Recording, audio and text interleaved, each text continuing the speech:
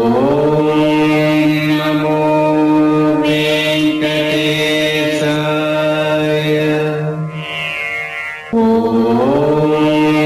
నమో వెంకటేశాయ. ఓం నమో వెంకటేశాయ నమః. రాంబాణం ఛానల్కి స్వాగతం. మిత్రులకి నమస్కారం. మే నెలలో ప్రస్తుత తిరుమల రద్దీ ఎలా ఉంది, ఏ రకమైన టోకెన్లు అనగా 300 రూపాయల టోకెన్లు కానీ, ఎస్ఎస్డి టోకెన్లు కానీ, విఐపి దర్శన టోకెన్లు కానీ ఏవీ లేకుండా శ్రీవారిని ఏ విధంగా దర్శనం చేసుకోవచ్చు, ఉచిత దర్శనానికి ఎంత సమయం పడుతుంది, నడిచి వెళ్తే టోకెన్లు ఇస్తారా, ఉచిత వసతి ఎక్కడెక్కడ ఉన్నాయి, మరి ఇలాంటి వివరాలతో మీ ముందుకు వస్తుంది రాంబాణం. దయచేసి ఈ వీడియోని చివరి వరకు చూడండి. ఇంకా సబ్స్క్రైబ్ చేయకపోతే సబ్స్క్రైబ్ చేయండి, లైక్ చేయండి, ఇంకా షేర్ చేయండి. ఎలక్షన్ అనంతరం తిరుమలలో రద్దీ విపరీతంగా పెరిగింది. దీనికి మరో కారణం వేసవి సెలవులో తోడవడం. ఇంకా శని ఆదివారాలు అయితే మరి ఇంకా చెప్పాల్సిన అవసరమే లేదు. మరి రద్దీ చాలా విపరీతంగా ఉంటుంది. 300 రూపాయల టోకెన్లు కానీ లేదా ఇంకా ఎస్ఎస్డి ఉచిత టోకెన్లు కానీ ఏవీ లేకుండా తిరుమలకి కానీ వస్తే మరి అలాంటి వారు చాలా చాలా ఇబ్బంది పడాల్సి వస్తుంది. అలాంటి వారు ఏ ఇబ్బంది లేకుండా మరి శ్రీవారిని ఏ విధంగా దర్శనం చేసుకోవాలో నేను ఈ వీడియోలో తెలియజేస్తున్నాను. మరి ఎస్ఎస్డి టోకెన్ల కోసం తెల్లవారుజామున 3 గంటలకే ఇవ్వాల్సిన టోకెన్లను వాళ్ళు ముందుగా రద్దీని బట్టి 2 గంటలకే ఇవ్వడం జరుగుతుంది. మనం ఆ సమయానికి అక్కడ ఉన్నట్లయితే పర్వాలేదు, లేకపోతే మరి ఆ టోకెన్లు 1 గంటలోనే మరి టోకెన్లు అన్నీ కూడా అయిపోవడం జరుగుతుంది. మరి అలాంటప్పుడు మరి ఆన్లైన్ టోకెన్లు లేక మరి ఆఫ్లైన్ టోకెన్లు లేక మరి ఏ రకమైన టోకెన్లు లేకుండా మరి శ్రీవారిని ఏ విధంగా దర్శనం చేసుకోవాలి అని మరి తర్జన భర్జన పడాల్సి వస్తుంది. కొంతమంది అయితే శ్రీవారిని మరి కాలినడకన దర్శనం చేసుకుంటే మధ్యలో టోకెన్లు ఇస్తారు కదా అని అపోహతో చాలామంది ఏ టోకెన్ లేకుండా మరి కాలినడకను కూడా వెళ్ళడం అనేది జరుగుతుంది. తీరా వెళ్ళేసరికి మార్గ మధ్యంలో ఎక్కడ కూడా టోకెన్లు ఇవ్వడం జరగలేదు. మరి కాలినడకకు సంబంధించిన టోకెన్లు ఎక్కడ ఇస్తారు?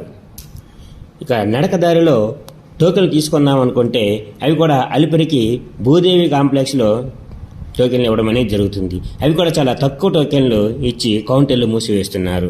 మరి చాలామంది టోకెన్ లేని వాళ్ళు నడకదారిలో వెళ్ళి టోకెన్లు ఇస్తారనుకుని నడిచి వెళ్తున్నారు. కానీ కష్టపడి నడకదారికి వెళ్ళి కొండ నడిచి వెళ్ళినా సరే టోకెన్లు ఉండవు. మళ్ళీ ఉచిత దర్శనంలో లైన్లో 20 నుంచి 30 గంటలు వేచి ఉండాల్సి వస్తుంది.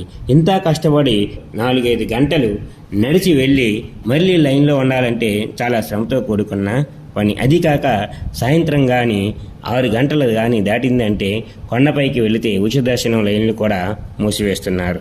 మరలా తెల్లవారుజాము 5 గంటలకు మాత్రమే ఉచిత దర్శనానికి అనుమతిస్తున్నారు. మరి ఈ మధ్యకాలంలో అంతవరకు ఏం చేయాలి? మరి చాలామందికి రూమ్ కూడా ముందుగా బుక్ చేసుకోరు.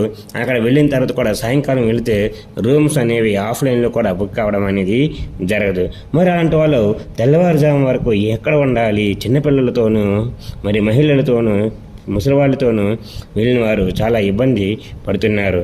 చాలామంది ఏం చేస్తున్నారంటే ఎక్కడ పడితే అక్కడ షాపుల దగ్గర, ఆ రోడ్ల మీద, ఆ తర్వాత వీధుల్లోనూ కూడా మరి చాలా ఓపెన్ ప్లేసుల్లో చాలా ఇబ్బంది పడుతూ అక్కడ బస చేయాల్సిన పరిస్థితి వస్తుంది. మరి అలాంటి వాళ్ళు మరి ఇటువంటి ఇబ్బంది లేకుండా ఉండాలి అంటే నేను ఇప్పుడు చెప్పిన విషయం చాలా జాగ్రత్తగా వినండి. అక్కడ మాధవ నిలయం అనేటువంటి ఒక ఉచిత మరి వసతి సౌకర్యం అనేది టీటీడీ వారు కల్పించడం జరుగుతుంది. అది ఎక్కడ ఉంది అంటే జిఎంసి టోల్ గేట్ దగ్గరలో ఉంది. అక్కడికి వెళ్ళినట్లయితే మీరు కొండపైకి వెళ్ళిన తర్వాత మాధవ నిలయం అని అడిగితే ఎవరైనా చెప్తారు, లేదా ఫ్రీ బస్సులో కూడా వెళ్ళి అక్కడ బస్ చేయవచ్చు. అక్కడికి వెళ్ళినట్లయితే వాళ్ళు మనకి ఒక లాకర్ ఇస్తారు. ఆ లాకర్ దగ్గరే మనము పడుకోవడానికి పెద్ద పెద్ద రూములు ఉంటాయి. ఇంకా అక్కడ భోజన వసతి, తర్వాత ఏవైనా సరే అర్జెంట్ మెడికల్ అవసరమైతే మందులు కూడా అక్కడ కల్పించడం అనేది జరుగుతుంది. మరి ఈ ఫెసిలిటీస్ని మరి చాలామంది తెలియక బయటే ఎంతోమంది మరి బయట వర్షంలోను ఎండలోను కూడా అలా ఉండి మరి బస చేయాల్సిన పరిస్థితి వస్తుంది.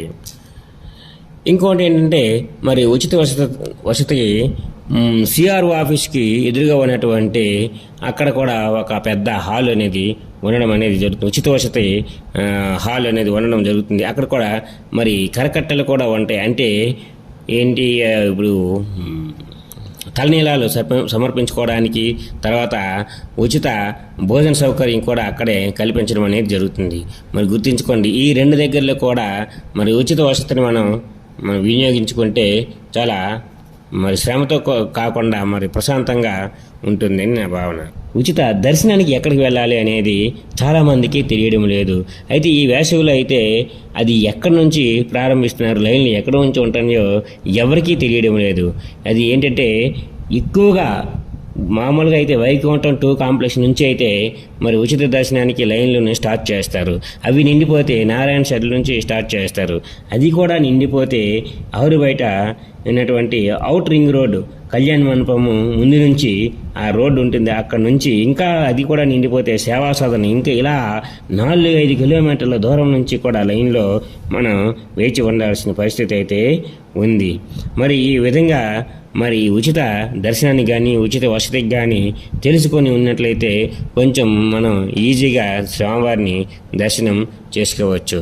మరి ఇదంతా ఎవరి కోసం అంటే ఇటువంటి ఉచిత దర్శన టోకెన్లు కానీ 300 రూపాయల టోకెన్లు కానీ మరి ఉచిత అకామిడేషన్ రూమ్స్ దొరకని వారికి కానీ మరి చాలా ఉపయోగకరమైనటువంటి ఈ వీడియో చాలామందికి తెలియదు.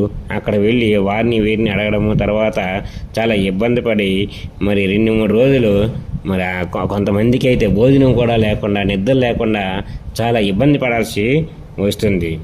కావున నేను చెప్పింది ఏంటంటే, చిన్నపిల్లలతో కానీ పెద్దవారితో కానీ మహిళలతో కానీ దర్శనానికి వెళ్దాం అనుకున్న వాళ్ళు ముందుగా ఒక ప్లాన్ చేసుకొని వెళ్తే బాగుంటుంది. మామూలు రోజులు అయితే కొంత పర్వాలేదు, కానీ ఈ సెలవు రోజుల్లోనూ మరి ఈ ఏదైనా సరే పర్వదినాల్లోనూ దర్శనానికి వెళ్తే మాత్రం మరి ఇటువంటి ప్లాన్ లేకుండా వెళ్తే చాలా ఇబ్బంది పడాల్సిన పరిస్థితి ఉంది. ఇంకా మరి ఎటువంటి సందేహాలున్నా మరి కింద కామెంట్ చేయొచ్చు, లేదా నా నెంబర్ కానీ ఉంటే ఫోన్ చేసి మరి మీ యొక్క సందేహాలను నివృత్తి చేసుకొని ఎటువంటి ఇబ్బంది లేకుండా శ్రీవారిని దర్శనం చేసుకుంటారని ఆశిస్తూ మీ రాంబాణం.